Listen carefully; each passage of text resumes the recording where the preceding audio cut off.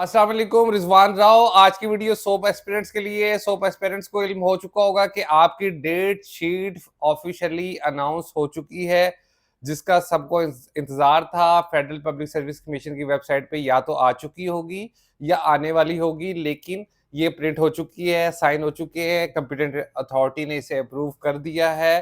तो अब जनाब आप लोग कमर कस लें। आपके एग्जाम सोप 2024 के एग्जाम 22 जुलाई को स्टार्ट होंगे और 25 जुलाई को आपके एग्जाम्स खत्म हो जाएंगे।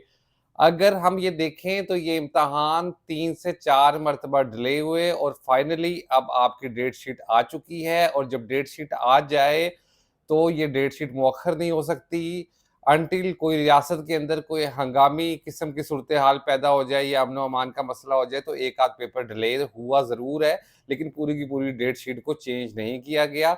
अब इस उम्मीद पे आपने नहीं रहना कि डेट शीट मज़ीद डिले होगी या इसके अंदर कोई चेंज होगी।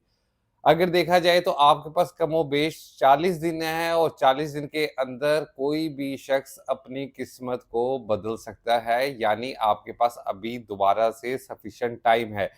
डेट शीट का बार-बार चेंज होना संजीदा उम्मीदवारों के लिए ज़रूर मसले का बाइस बना होगा।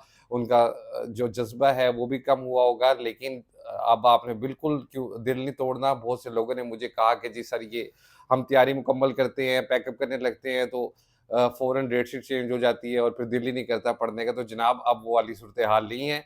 अब आपको मज़ीद कुछ मसाइल का सामना ज़रूर है, मौसम की सख्ती है, गर्मी है, लेकिन ये इस मसाइल तो ज़िंदगी के साथ-साथ चलते हैं, इम्तिहान बार-बार नहीं होने।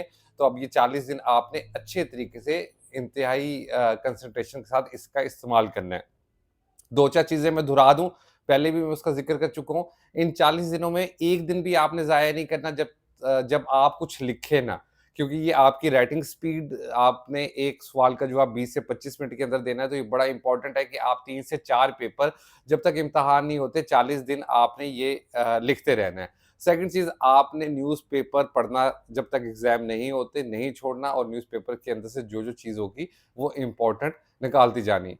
चीज़ें आपने पैकअप करने की सूरत में अब आहिस्ता-आहिस्ता चले जाना है। इम्तिहान 22 को सुबह 9 बजे आपका एस्से का पेपर होगा, 2 घंटे का पेपर है और फिर उसी दिन 2 बजे दूसरा पेपर होगा। इसी तरह 23 को भी 2 पेपर होंगे, 24 को 1 पेपर होगा और 25 को भी 1 पेपर होगा। तो आपका जो पेपर है वो 1 दिन में 2-2 होते हैं। कॉम्पिटिटिव एग्ज़ाम की नेचर ही होती है और वो थका देने वाला अमल होता है। तो ज़रूरी है कि आप अपनी सेहत का भी ख़्याल रखें और अपनी हाइड्रेशन और पानी की मिकदार को भी पूरी तरह लेते रहें और अच्छी तैयारी करते रहें। एक अहम बात ये है कि अगर आपकी तैयारी नहीं है और आप अटेम्प्ट नहीं देना चाहते, तो इसके बावजूद आप पेपर में पहुँच जाते हैं, तो याद रखिएगा कि जो ही आप अपनी अटेंडेंस मार्क कर देंगे, तो फेडरल पब्लिक सर्विस कमीशन के डॉक्यूमेंट्स के अंदर आपकी एक अटेम्प्ट मार्क हो जाएगी।